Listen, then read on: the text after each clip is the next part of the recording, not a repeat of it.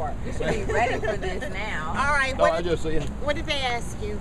it's just general questions pertaining to process. And, What specifically did they ask you? well, specifically, did I know this lobbyist, that lobbyist, who were they affiliated with, the pros. And what were you the able cons. to tell them? I just told them, yeah, I knew them, and they want to know if some of the PAC checks I received for campaigns had gaming money in them. There's no way to know. It's kind of like, I can't use on the air the example I used in there, but it has to do with swimming pools. And it's difficult to tell what money is in these PACs because usually they got a yellow sticky note that says so-and-so insurance company would like for you to have this campaign donation. Is what my PAC checks are. And so whether it came out PAC had gaming money in it, it possibly did. There's no way to tell. So you had no knowledge of any vote buying? No. You have no knowledge of any corruption? No. What lobbyists did they ask you about that? More specifically would be the youth fighting Getty Matra, my own And that's campaign Jared Massey. consultant, Claire Austin. Yeah, Jared Massey. And Claire Austin? Yeah, who is my campaign consultant, helps me raise money for my campaign because she is affiliated or has been affiliated, I think, with Matra. So what were you able to tell them about those lobbyists? Not much. The questions are rather quick, rapid fire, not in depth. Something I thought that was a little bit uncommon. I introduced a 10th Amendment bill pertaining to the sheriff being the supreme law officer in the state. It was frankly to prevent feds from coming in, attaching private property and taking private property, thinking that the incoming administration was a little heavy-handed. And in the bill, I copied it. I can't remember if it was Montana or Wyoming.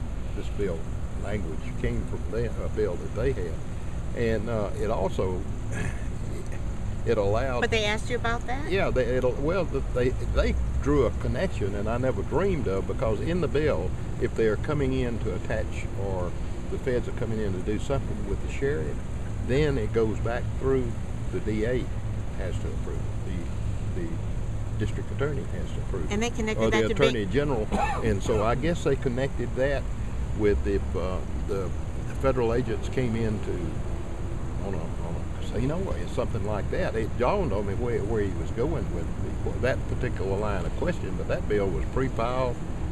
Strictly, I had 4 10th Amendment bills in the United States Constitution, and that was one that related to it.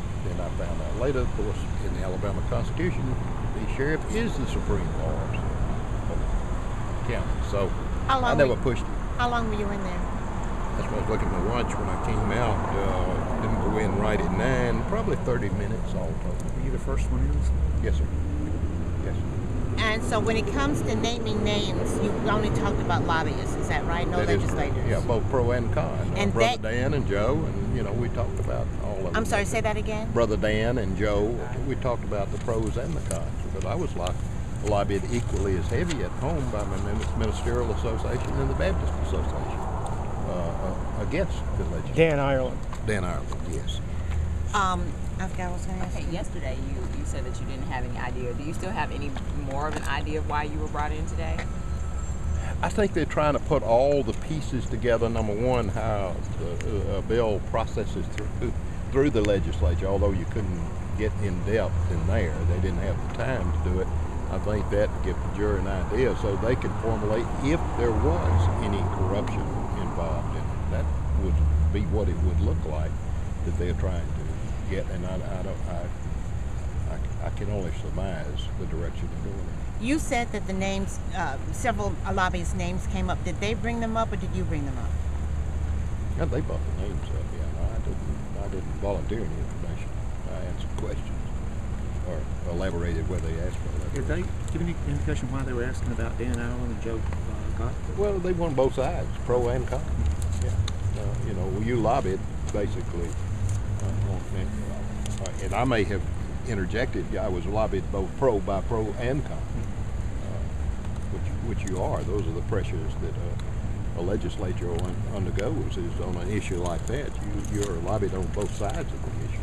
So, other than the fact that you're on the tourism committee, because most of those who've been subpoenaed are senators, you still can't figure out why you were. Well, we're the only ones that have taken a vote. Now, I was told right after it broke that they were investigating.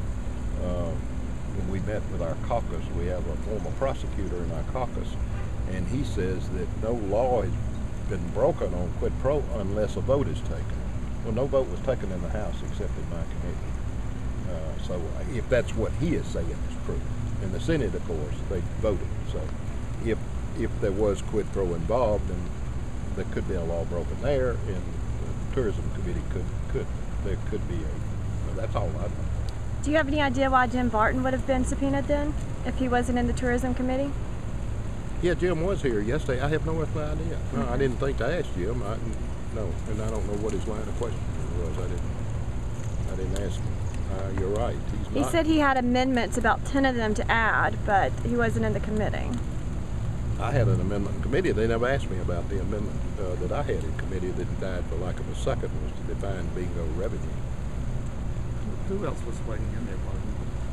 Martin? Senator Mitchum, Priscilla Dunn, Senator Dunn, and then I just saw Senator Benefield was checking in as I went in. I don't know whether she came by you guys out here or not. That's the only ones that were down there. Dunn.